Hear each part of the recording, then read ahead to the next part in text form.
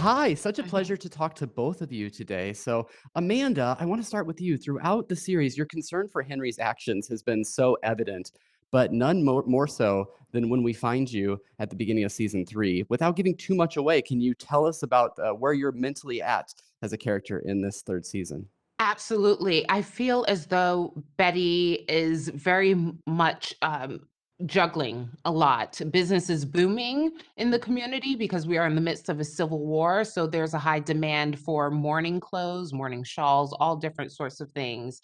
And then there is the worry of Helen's well being and where Henry may be. So she's juggling a lot of the time. I just thought of the weight that that puts on a person just physically, even on their chest. So there was a lot of, you know, she was very much present, but also very much in the distance when speaking with Emily or anyone in the family or anyone in the community. You can tell there was just something else on her mind. And I wanted to make sure that preoccupation read on screen.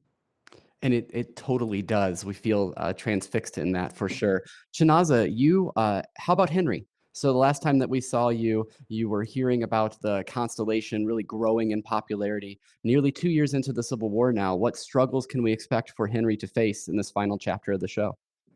Well, I think for Henry, at the end of season two, he has to make the difficult decision of leaving his wife and daughter behind. And I think he's really trying to find purpose in this really important moment. So he goes to lend a hand with the cause. And if he finds another family to fill the little gap from the one he's left behind. Oh, that's wonderful. This show does such a great job of bringing in so many themes and parallels to our experiences that we're going through in present day. Can you both speak to how this show allows for that real world context and how that's helped you connect to your character? And I'll go to Chinaza first. Yeah, I mean, honestly, one of the obvious ones is that America at least was in a divided moment as we were shooting this season. And it was dividing families, dividing communities. And I must imagine that the writers took some inspiration because it was calling to them. It's strange to be living in history.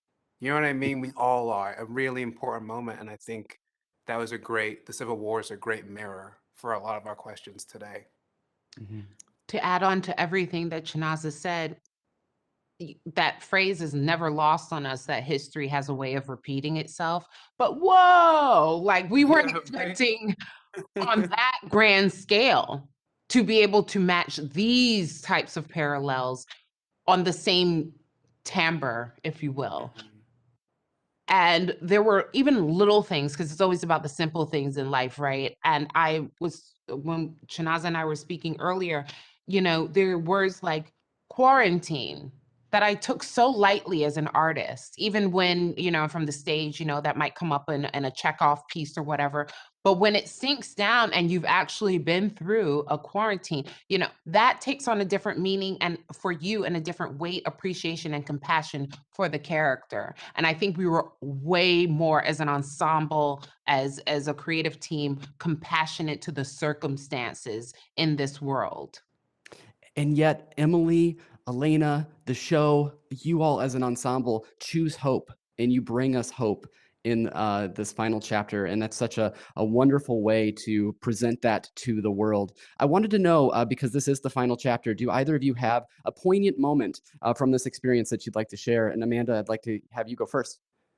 Well, the moment has been throughout the process for me from auditioning to the callback to rap, and that's working with my friend from grad school, Elena Smith. So it's been a very personal project. It's also the longest time that I've been with a program. And it's